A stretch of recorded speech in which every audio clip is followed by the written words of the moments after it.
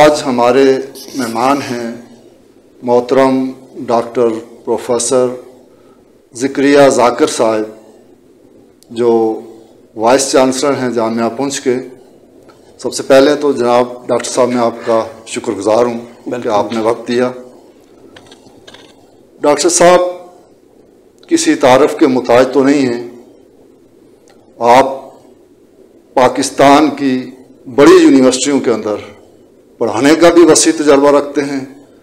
Punjab university जैसी बड़ी university में 30 साल तक आपने तदरीस का काम भी किया और ओकारा यूनिवर्सिटी में भी और दीगर कई यूनिवर्सिटियों में बतौर वाइस चांसलर आपने खिदमत अंजाम दी हैं। डॉक्टर साहब, आप तालीम के मैदान में बड़ी यूनिवर्सिटियों में पढ़ाने और काम करने का वसी तजर्बा रखने वाले इंतहाई काबिल लायक इंसान जामिया पुंछ में 1 साल से हैं। इस जामिया पुंछ को आपकी काबिलियत, आपकी सलाहियतों से इस साल के अंदर क्या फ़वाइद हुए, नाज़रीन को बताएंगे। थैंक यू वेरी मच जी। पहली तो बात है मैं मशकूर हूँ कि आपने मेरे बारे में तहसीन के कलमात कहे। देखें, अहम बात ये नहीं होती कि कोई शख्स उसका प्रोफाइल क्या है। मैं समझता हूँ वाइस चांसलर एक पब्लिक सेक्टर फंक्शनरी होता है और उसका जो सबसे अहम तरीन काम ये है कि वो उस इदारे में डिलीवर क्या करता है। तो जामिया पुंछ में अगर मैं 1 साल में देखूं तो सबसे पहले तो मैं इस बात की तहसीन करूंगा कि ये एक इंतहाई खूबसूरत जगह पे, इन्वायरमेंट फ्रेंडली जगह पे और इकोलॉजिकली बड़ी अच्छी जगह मैं समझता हूँ पूरे पाकिस्तान में है। और ये यूनिवर्सिटी कोई इतनी नई भी नहीं है। 40 साल पहले ये एग्रीकल्चर कैंपस बना था और 10 साल पहले ये यूनिवर्सिटी बनी है। ये एक एस्टेब्लिश्ड यूनिवर्सिटी है।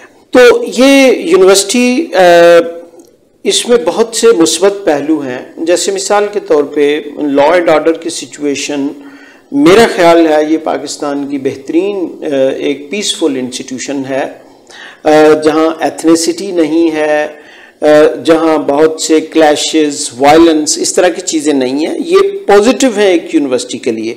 देखिए, मैं यहाँ अर्ज़ करूँ कि किसी यूनिवर्सिटी को जब हम उसको जज करते हैं तो वहाँ ये नहीं है कि उसकी क्वालिटी ऑफ इंस्ट्रक्शन कितनी अहम है या उसकी लैब में इंस्ट्रूमेंट कितने अच्छे हैं।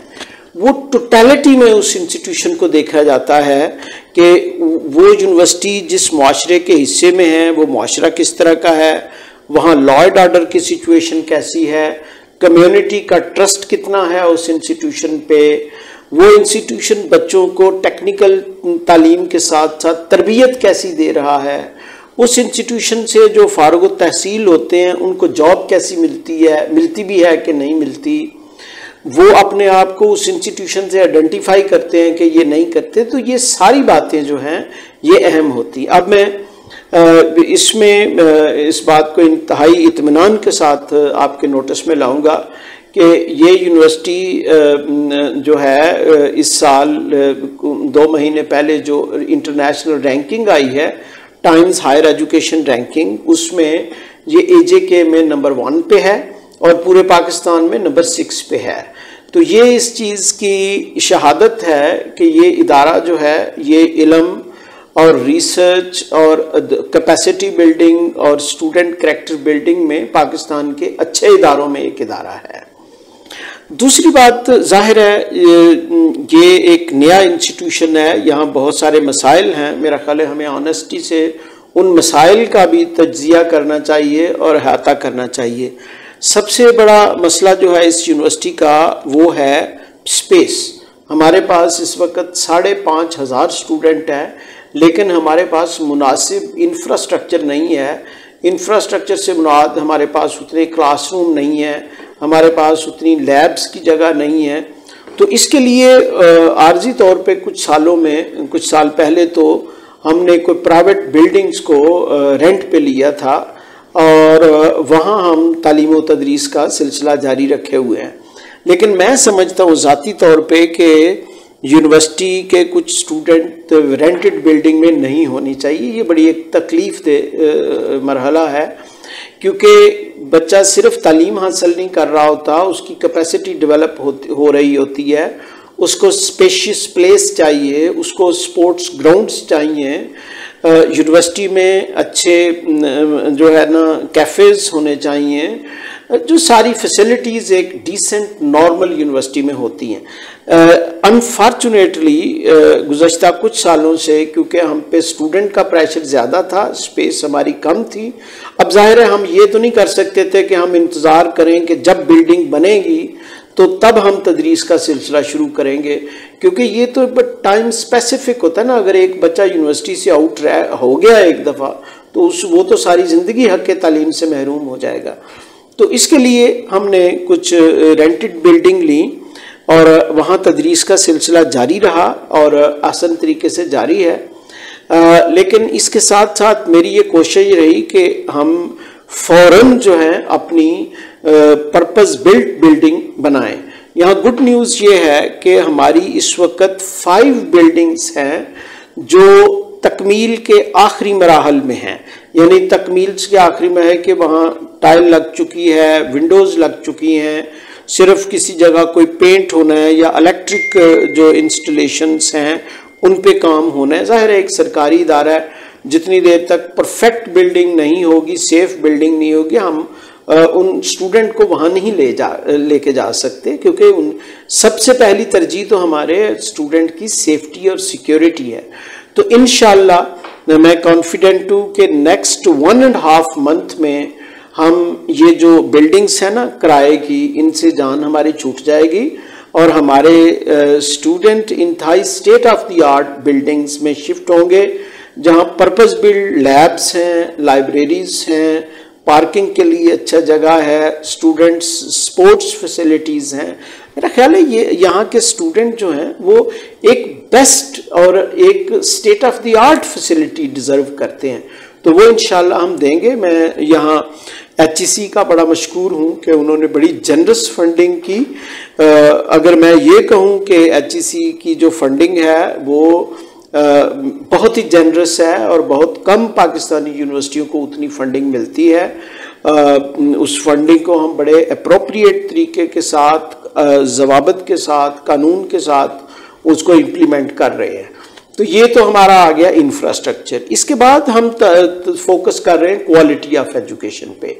देखें आप जितना मर्जी अच्छी बिल्डिंग बना लें, जितने मर्जी अच्छे जो है स्पोर्ट्स ग्राउंड बना लें, लैब्स बना लें, अगर तलबा की क्वालिटी ऑफ टेक्निकल एजुकेशन जिसमें वो स्पेशलाइजेशन, क्योंकि यूनिवर्सिटियां तो स्पेशलाइज करवाती हैं ना, वो फिज़िक्स में पढ़ रहे हों या बायोलॉजी में पढ़ रहे हों, मैनेजमेंट साइंसेज में पढ़ रहे हों या सोशल साइंसेज में पढ़ रहे हों, तो उनकी जो है टेक्निकल जो है ट्रेनिंग पे, और सबसे अहम बात यह है कि हम उनकी तरबियत पे बड़ा फोकस करते हैं। मैंने तमाम असातिज़ा के साथ मैं रेगुलर मीटिंग करता हूँ और हमारी कोशिश होती है कि जो प्रॉब्लमेटिक चीज़ें, मिसाल के तौर पे हम बड़ा स्ट्रांगली डिस्करेज करते हैं कि कोई शख्स, कोई बच्चा, कोई स्टाफ मेंबर, कोई टीचर स्मोकिंग करे, क्योंकि स्मोकिंग जड़ है और बहुत से मसाइल की, मनशियात की। तो ज़ीरो टॉलरेंस है, हम स्मोकिंग की इजाज़त कैंपस पे नहीं देते। कोई टीचर, स्टाफ मेंबर या कोई इंतज़ामिया का बंदा, कोई स्टूडेंट जो है वो कैंपस में, और हम इस पे न सिर्फ ये नहीं है कि आपने दीवारों पे लिख दिया और कानून बना दिया, बल्कि हम स्टूडेंट्स को इस बात की तरगीब देते हैं कि वो स्मोकिंग से बचें। ये कोई अच्छी चीज़ नहीं है, ये आपके पैसे का भी ज़िया है और ये आपकी सेहत को भी नुकसान पहुंचाती है और ये बहुत सी मंशियात की तरफ भी लेके जाती है। इसी तरह दूसरी बात जो एक और बड़ी अहमियत की हामिल बात है वो है स्टूडेंट का किरदार, क्योंकि इस यूनिवर्सिटी में हाफ ऑफ जो स्टूडेंट हैं वो फीमेल हैं, वो हमारी बेटियां हैं। तो हम स्टूडेंट्स को ये तरबियत देते हैं कि उन्होंने अपनी क्लास फेलोज़ के साथ यूनिवर्सिटी की जो उनकी यूनिवर्सिटी फ़ेलो हैं उनसे किस तरह इंटरेक्ट करना है, किस तरह एहतराम के साथ उनके तालीम हासिल करनी है, क्योंकि आजकल बड़ा मसला है ये हैरेसमेंट का। ज़ाहिर है ये हमारे एडोलेसेंट यूथ है, बाज़ औक़ात मसाइल पैदा भी होते हैं, तो उन मसाइल को जो हैरेसमेंट के हैं, पहली तो बात है यहाँ ऑलमोस्ट नॉन एग्जिस्टेंट हैं, क्योंकि रावला कोट एक कंजर्वेटिव सोसाइटी है, तो यहाँ ख़वातीन का एहतराम ये जो है इनकी रवायत का एक हिस्सा है। तो दूसरी बात यह है कि हम इसको न सिर्फ सोशल लेवल पे अगर कोई इस तरह का मसला होता है उसको डील करते हैं, बल्कि लीगल लेवल पे भी और इंस्टीट्यूशनल लेवल पे। देखें, इंस्टीट्यूशनल कंट्रोल बड़ा अहम होता है, तो हमने हर फैकल्टी में हैरेसमेंट की कमेटी बनाई हुई है, और बल्कि हम ये इंतज़ार नहीं करते कि कोई शख्स किसी बच्ची को हरास करेगा और वो बच्ची एप्लीकेशन लिखेगी तो हम उस पर एक्शन लेंगे, बल्कि हम प्रोएक्टिवली करते हैं। हम टीचर्स जो हैं वो ख्याल रखते हैं इस बात का कि कोई बच्ची की तालीम में हर्ज ना हो, कोई उस पर आवाज़ ना कसे, कोई उसके एहतराम से कोई एहतराम में फ़र्क ना आए। और अगर यूनिवर्सिटी को इस बात का पता चले कि कोई इस तरह की बात है, तो हम कोई अनटवर्ड इंसिडेंट या कोई ऐसा इंसिडेंट जिसके लिए किसी फैमिली को, किसी बच्ची को परेशानी के मुमकिनात हों, तो हम उसको प्रिवेंट करने की कोशिश करते हैं। ठीक है डॉक्टर साहब, ये जो आपकी तामीरात हैं, तो अगर ये मुकम्मल हो जाती हैं तो क्या आपकी ज़रूरत एक अरसे तक पूरी हो जाएगी या इसके बावजूद फिर भी मसाइल रहेंगे?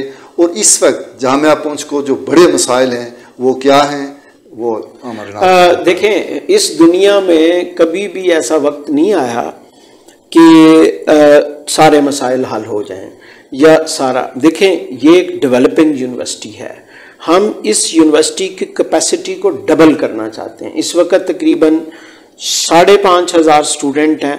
मैं चाहता हूं कि नेक्स्ट 3 और 4 ईयर्स में हम इसको डबल कर दें, 11,000 या 12,000 स्टूडेंट हों। मेरा जो हमारी इस यूनिवर्सिटी का प्लान है कि इस यूनिवर्सिटी के मेयार तालीम को हम बेहतर करें, ताकि जो भी बच्चा और बच्ची जिसने FA/FSC की है, अगर उसके पास किसी दूसरी जगह जाने के वसाइल नहीं है, तो यहाँ बेहतरीन इंटरनेशनल लेवल की क्वालिटी एजुकेशन उसको मिले।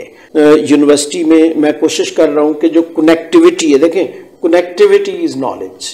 बड़े चैलेंजेस और बड़ी सोच और बड़ी प्लानिंग आपकी है, लेकिन कहा यह जाता है कि डॉक्टर साहब टाइम यहाँ यूनिवर्सिटी को कम देते हैं। आप कोई हफ्ते के अंदर 3 दिन देते हैं, क्या ये सच है या इसमें क्या? मैं इस पे क्या मतलब है कमेंट करूं। मैं हेड क्लर्क तो नहीं हूं कि हर वक्त मैं जो है ना वह, देखें मेरी जिम्मेदारी क्या है एज ए वाइस चांसलर। मैंने जो हमारे ऑन गोइंग प्रोजेक्ट हैं उनकी स्मूथ फंक्शनिंग के बारे में करना है। अब अगर HEC में कोई काम है तो HEC का दफ्तर रावला कोट में कोई नहीं है। अगर फाइनेंस का कोई काम है तो वो इस्लामाबाद में फाइनेंस की मिनिस्ट्री है, रावला कोट में नहीं है।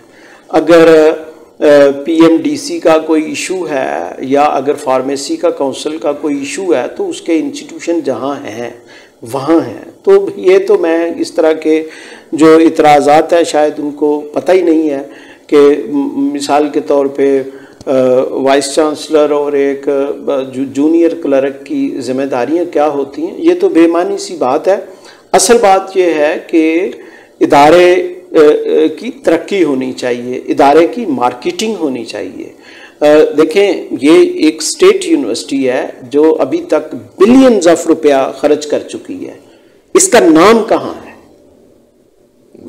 ये कराची से गलगित तक इसका नाम होना चाहिए और लोग इस यूनिवर्सिटी का एहतराम से नाम लें। अभी हम इंशाल्लाह QS रैंकिंग जो है उसके लिए हम compete करेंगे। उसका जो है रिज़ल्ट आना है अभी नवंबर में। तो मुझे बड़ी उम्मीद है कि इंशाल्लाह ये यूनिवर्सिटी, यहाँ थोड़ा सा अवेयरनेस का भी इशू है कि मिसाल के तौर पे यहाँ बाज़ लोगों से जब मैं गुफ्तगू करता हूँ तो उनके जहन में यूनिवर्सिटी शायद एक अपग्रेडेड हाई स्कूल होता है, ठीक है, हालांकि यूनिवर्सिटी एक डिफरेंट इंस्टीट्यूशन है, ठीक है। यूनिवर्सिटी एक ग्लोबल लेवल का इंस्टीट्यूशन होता है। एक बात याद रखें, जब मैं ग्लोबल लेवल का इंस्टीट्यूशन कहता हूं तो उसका ये मतलब नहीं है कि सारे लोगों ने अमेरिका या बरतानिया चले जाना है।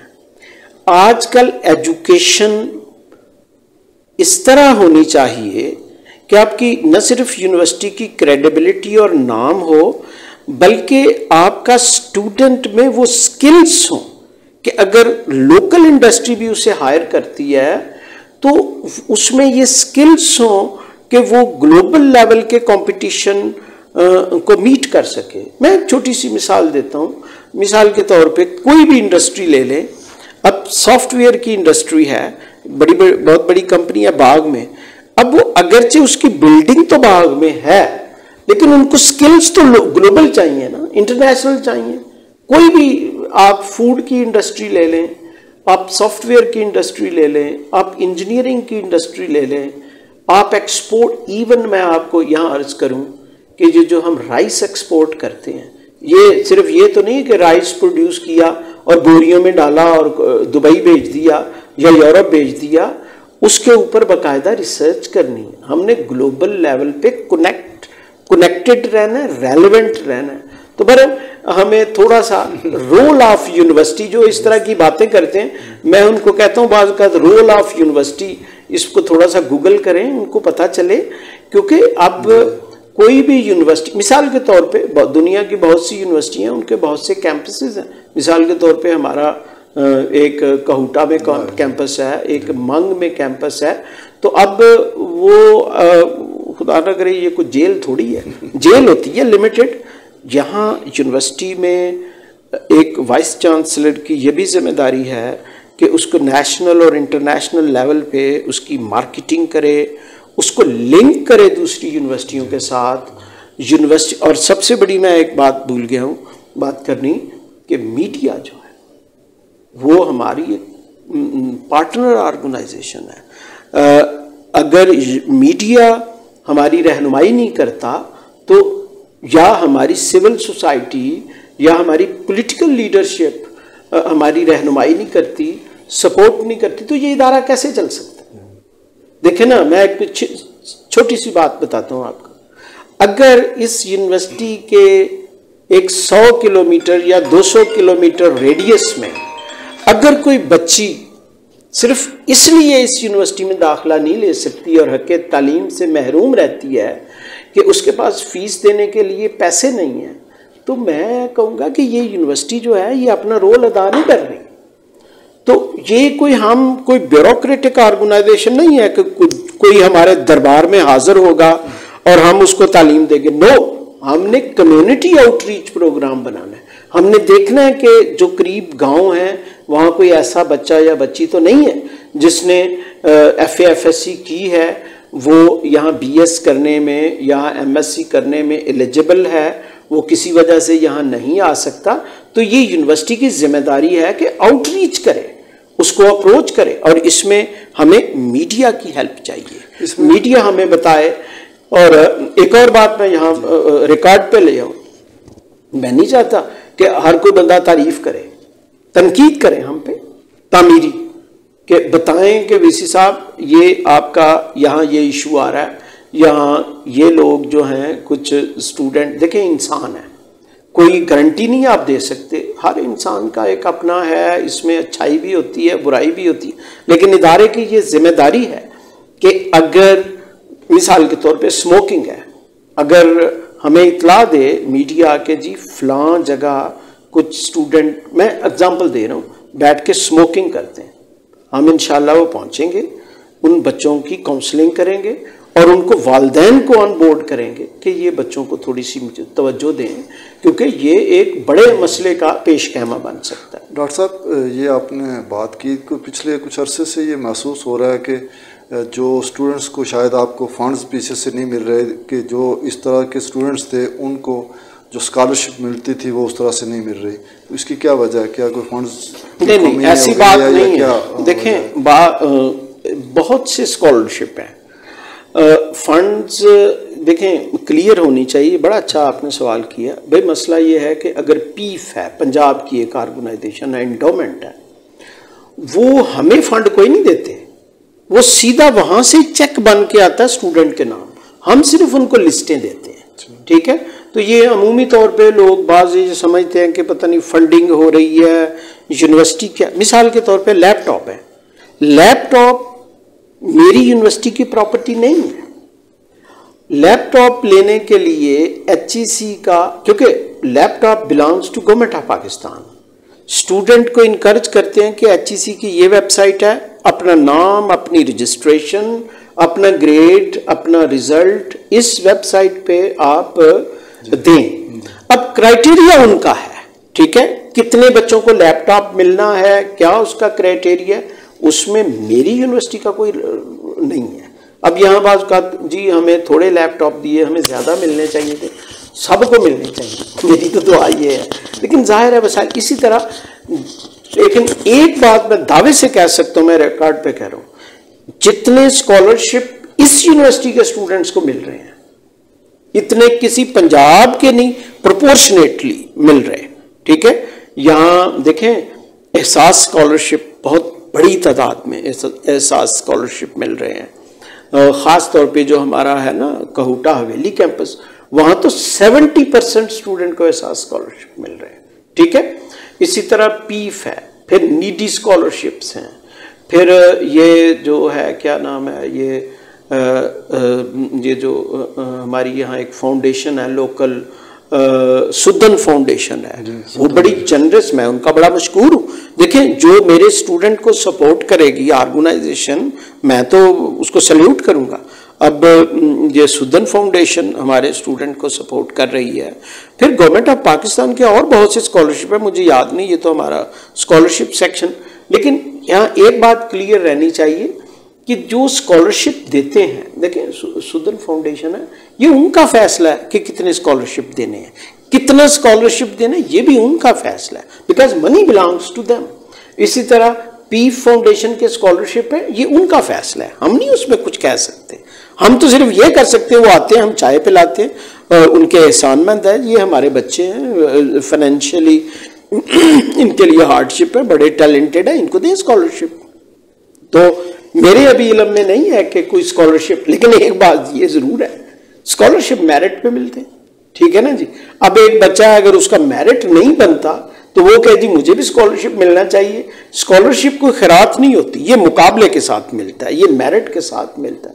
तो अलबत्ता ये जरूर है, जिसका मैं जिम्मेदार हूं, कोई बच्चा खड़ा होकर नहीं कह सकता कि मेरा मेरिट बनता है, मुझे स्कॉलरशिप नहीं मिला। नंबर एक बात, कोई शख्स ये नहीं कह सकता कि मेरा स्कॉलरशिप 70,000 रुपया था, मुझे 65,000 मिला, ये हो ही नहीं सकता, क्रॉस चेक के थ्रू आती हैं चीज़ें। तो ये बहुत अच्छा, इसीलिए मैं कहता हूँ ना, मीडिया को चीज़ें क्लियर करनी चाहिए, लोगों को मैसेज मिलना चाहिए। जैसे मिसाल के तौर पे हम इस बात की गारंटी देते हैं, यहाँ टीचर्स, यहाँ एडमिनिस्ट्रेशन इसलिए बैठी हुई है कि कोई बेटी यहाँ तालीम हासिल करती है तो हम उसकी सेफ्टी, सिक्योरिटी और डिग्निटी की गारंटी देते हैं।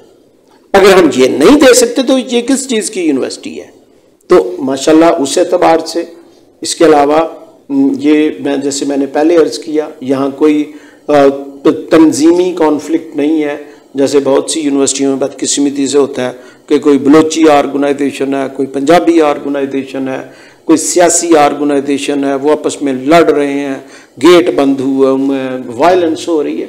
माशाल्लाह इस यूनिवर्सिटी में बिल्कुल कोई उस तरह का, अल्लाह करे नज़र ना लग जाए, ये मैं बड़ी मतलब humble with all my humanity कह रहा हूँ कि इस तरह की ये। डॉक्टर साहब आप जामिया में कोई मजीद डिपार्टमेंट भी शुरू कर रहे हैं या? बिल्कुल कर रहे हैं, और क्या, देखें ये जो बिलियंस ऑफ रुपए की बिल्डिंग बन रही हैं, यहाँ क्या को हमने बिजनेस थोड़ा करना। देखें मैंने अर्ज़ किया कि मैं चाहता हूँ कि नेक्स्ट 3 to 4 years में इस जामिया की कैपेसिटी को डबल करें।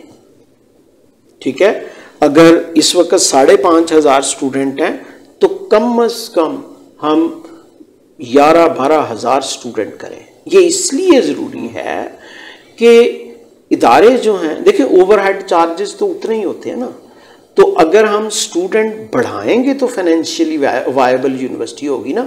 अगर स्टूडेंट कम होते, देखें ना, ओवरहेड चार्जेस तो उतना ही है, अगर 2000 स्टूडेंट हो गए तो ये तो 2 दिन नहीं यूनिवर्सिटी चल सकती। तो देखिए ये हमें जहन से खुरच के निकाल देना चाहिए। यूनिवर्सिटियाँ बहुत स्पेशलाइज्ड ऑर्गेनाइजेशन होती हैं, इनको चलाने के लिए वेरी स्पेशलाइज्ड स्किल्स होनी चाहिए, और ये चलती हैं रेपुटेशन की बुनियाद पे। अगर मुल्क में देखें ना, मिसाल के तौर पे हम सर्टेन इंस्टीट्यूशन हैं, जैसे लॉरेंस कॉलेज घोड़ा गली है, हम सुनते हैं, अच्छा, हालांकि वो भी पहाड़ों पे ही है, या हम सुनते हैं कि जो है एचिसन कॉलेज लाहौर, ठीक है, बड़ा पुराना है, उसकी एक रेपुटेशन है, उसकी एक क्रेडिबिलिटी है। तो वाई नॉट कि university of Poonch Rawalakot, it should be A premier institution. और ये कैसे बनेगा? ये ख्वाहिश से नहीं बनेगा, ये मेयार से बनेगा, ये सर्टेन प्रिंसिपल्स पे बनेगा। और प्रिंसिपल क्या है? मेरिट।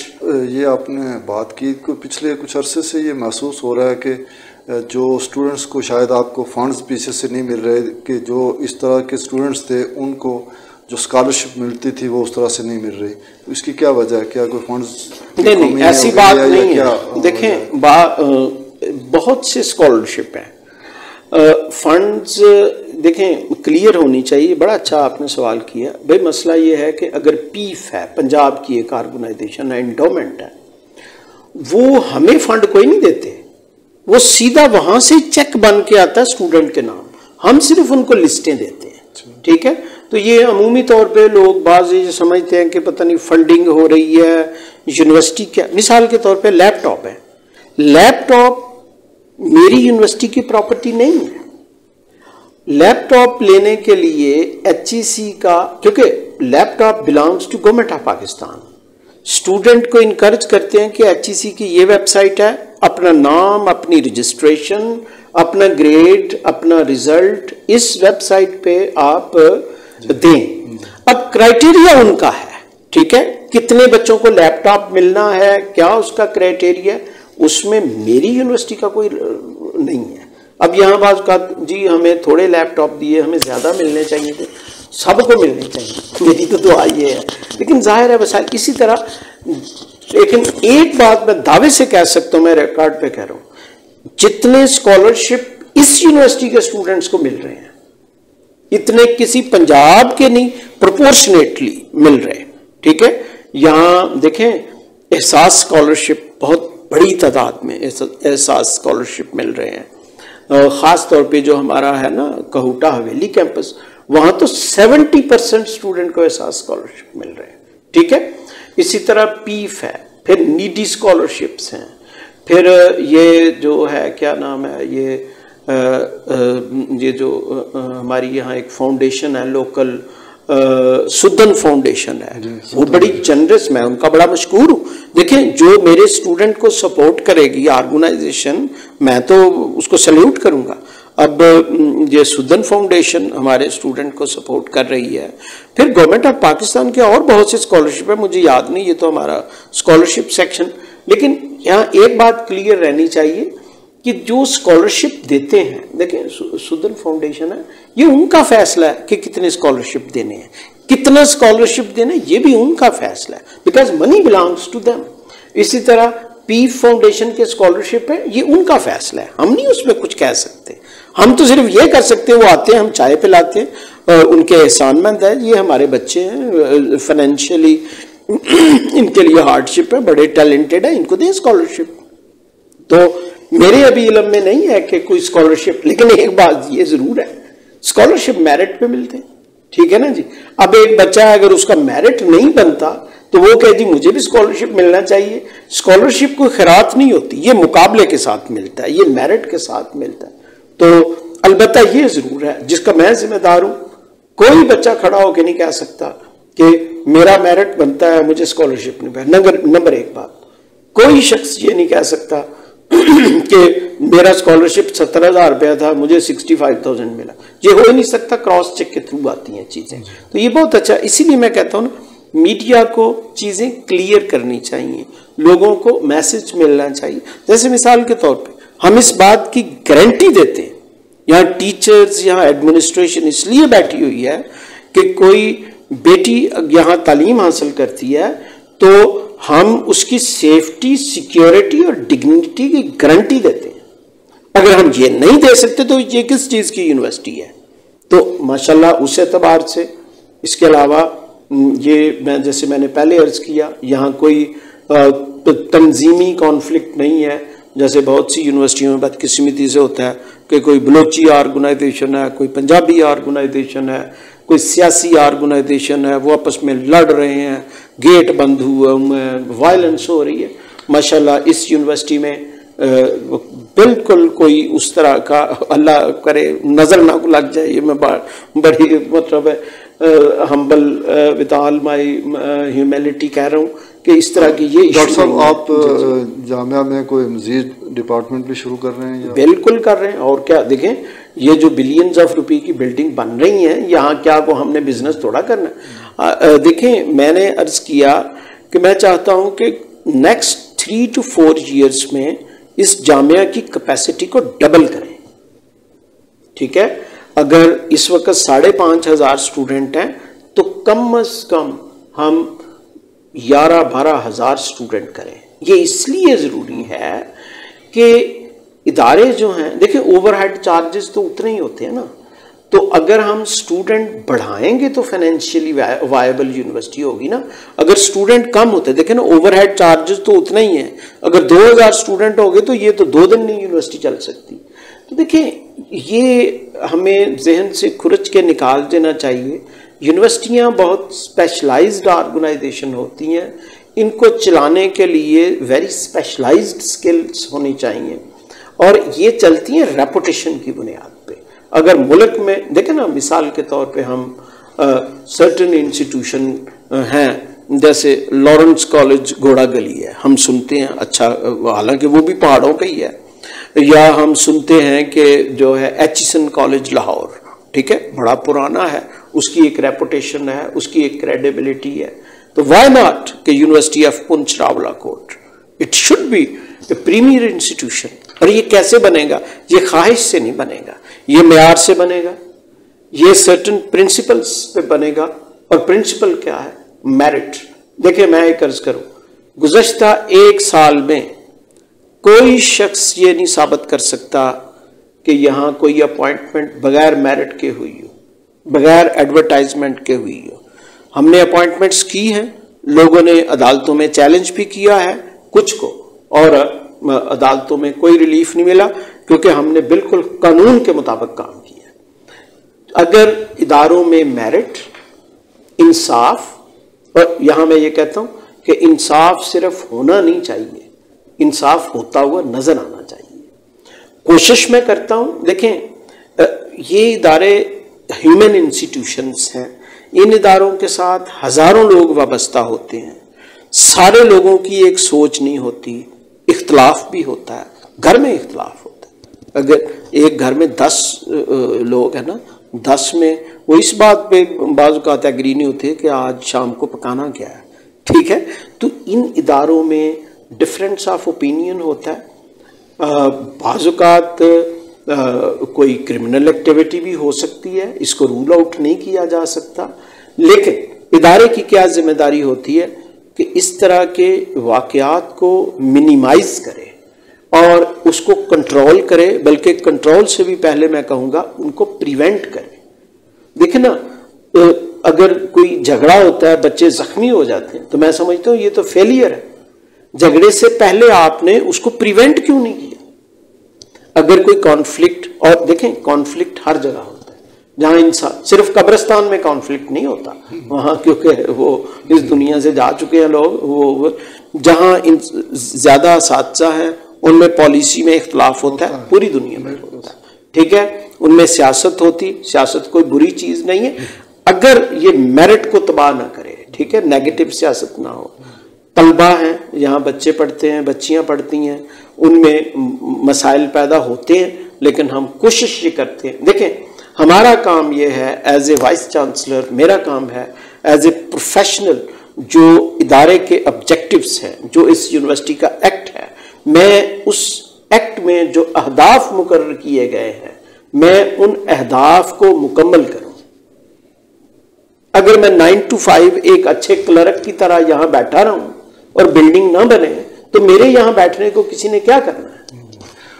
तो ये सारी चीजें जो जामिया में बहुत पहले यानी आपसे काफ़ी पहले कुछ मुलाजमीन ऐसे हैं कि जो अभी तक उनको मुस्तकिल नहीं किया गया और वही चल रहा है, तो इस सिलसिले में क्या आपका देखें, इस सिलसिले में पहली तो बात यह है कि अब एक 10 साल पहले या 5 साल पहले एक अगर कोई इन्हिराफ हुआ है, मैं अपने किसी कुलीग को ब्लेम नहीं करना चाहता, हो सकता है उस वक़्त कोई मजबूरी हो, उस सिलसिले में मेरी पॉलिसी वाज़े है, लेकिन आप ये जानते हैं कि गुज़श्ता 1 या 2 महीने से बैन लगा हुआ है। हम कोई इश्तिहार नहीं दे सकते, हम कोई प्रोसेस नहीं कर सकते, हम रिक्रूटमेंट के लिए कोई एग्जामिनेशन नहीं कंडक्ट कर सकते, कोई इंटरव्यू नहीं कंडक्ट कर सकते। देखें, ये एक मेरी मनसबी जिम्मेदारी है। मैंने आते हुए पॉलिसी स्टेटमेंट दिया था और मैं वक्तन फ़वक्तन फैकल्टी को भी बताता रहता हूँ कि गुज़श्ता 6 महीने में हमने इतने सिलेक्शन बोर्ड किए हैं, इतनी सिलेक्शन कमेटीज़ की हैं और इतने लोग रिक्रूट हुए हैं। वो मैं आपको मिसाल दे दूँ, जैसे अमूमी तौर पे यहाँ होता था, एक्ट में लिखा हुआ है कि ग्रेड 1 से 16 तक जो हैं वो यूनिवर्सिटी इंतज़ामिया जो है वो रख सकती है। अब देखें, किसी को फॉर लाइफ नौकरी देना, अब 2 बंदे बैठ के नौकरी देना शुरू, फिर तो झगड़ा होगा। मैंने सबसे पहले आते हुए ग्रेड 1 से 16 तक एक बड़ी ब्रॉड बेस्ड कमेटी बनवाई जो सेनेट ने, हमारे यूनिवर्सिटी की सेनेट ने अप्रूव किया है। उसमें ये है कि 4 सीनियर मोस्ट डीन शामिल हैं, उसमें रियासत सदर रियासत का एक नुमाइंदा जो कि एडिशनल सेक्रेटरी लेवल का होगा वो शामिल है, उसमें जो सबसे सीनियर मोस्ट प्रोफेसर हैं हमारी वो शामिल हैं। तो ये एक ब्रॉड बेस्ड कमेटी है जिसको एक क्राइटेरियन दे दिया गया है। इसमें ये नहीं हो सकता कि कोई बंदा बैठ के अपनी मर्जी से किसी को क्लर्क रख ले, अपनी मर्जी से किसी को डाटा जो है ऑपरेटर रख ले और बाद में हम जो है मुकदमे भुगतते फिरें। तो बात ये होती है कि जब इंस्टीट्यूशन मजबूत होते हैं, जब एक क्राइटेरिया, मैंने तो यहाँ तक कहा कि जब आप इंटरव्यू लेते हैं 100 बंदों ने, सबकी लिस्ट लगाएं कि इन लोगों ने अप्लाई किया था, इनमें ये क्वालिफिकेशन थी, ये मेरिट बना है, अगर इस पे कैलकुलेशन में कोई गलती है तो अब ये तो नहीं हो सकता ना कि अगर एक एमफिल का जो है जिसने एमफिल किया हुआ है, मैट्रिक वाला कहे मुझे क्यों नहीं रखा, इसको क्यों रख लिया। वो तो एक मेयार है, वो एक तरीक़ाकार है। आखिर में मैं एक बात बताऊं कि इदारे वही कायम रहते हैं जो कानून के मुताबिक, जो इदारे की रवायात के मुताबिक और इदारे के अहदाफ के मुताबिक काम करते हैं, वरना इदारे ख़त्म हो जाते हैं, इदारे मुतनाज़े हो जाते हैं। इंशाअल्लाह मैं कोशिश करूँगा जितना मेरा टेन्योर है कि इस यूनिवर्सिटी का एतमाद जो है वो कम्युनिटी पे बढ़े और कम्युनिटी का एतमाद इस पे बढ़े, एक बात। दूसरा ये है कि हमें टेंजिबल फ़र्क नज़र आए, कम्युनिटी को पता चले कि भाई ये इनका DVM प्रोग्राम है तो हमारे कैटल्स को रियल टाइम सर्विस मिल रही है। ये एग्रीकल्चर प्रोग्राम है तो यहाँ हमारी एग्रीकल्चर बेहतर हुई है। ये फार्मेसी का प्रोग्राम है तो हमें कोई टेंजिबल बेनिफिट मिला है। तो ये क्योंकि ये इदारा लोगों की फलाह के लिए, लोगों के बच्चों की तालीम के लिए बनाया गया है। ये सिर्फ प्रोफेसरों की तरक्की, ये सिर्फ रिक्रूटमेंट, ये सिर्फ ज़ाती या प्रोफेशनल इंटरेस्ट के लिए नहीं बनाया गया, ये सानवी चीज़ें हैं। देखिए ना, मैं वाइस चांसलर तभी हूँ जब ये इदारा अच्छी तालीम दे रहा है और ये कम्युनिटी खुश है। यहाँ के प्रोफेसर तभी प्रोफेसर हैं जब अच्छी तालीम दे रहे हैं, एक्सेप्टेबल एक्सीलेंट एजुकेशन दे रहे हैं। तो ये हमारी इंशाल्लाह तरजीहात में मैं बड़ा क्लियर हूँ। और आप जो मीडिया है, जो यहाँ के ऑनरेबल पॉलिटिशियन हैं, जहाँ के नुमाइंदा हैं लोगों के, हम उनका हद दर्जा एहतराम करते हैं और मैं हमेशा उनको वेलकम कहता हूँ कि इस इदारे की बेहतरी के लिए कोई भी सजेशन हो हम दें, हमें दें, हम इंशाल्लाह भरपूर कोशिश करेंगे कि हम उसको इम्प्लीमेंट करें। डॉक्टर साहब, आपका एक बार फिर शुक्रिया। नाजरीन, डॉक्टर साहब जैसी शख्सियत के साथ टाइम की किल्लत में आड़े आ रही है, वरना ये नशस्त तो मज़ीद जारी रखने के लिए दिल करता है। लेकिन इंशाअल्लाह डॉक्टर साहब के साथ ये नशस्तों का सिलसिला भी जारी रहेगा। आप का एक बार फिर शुक्रिया के साथ इजाज़त लेते हैं। अल्लाह हाफिज़। Thank you.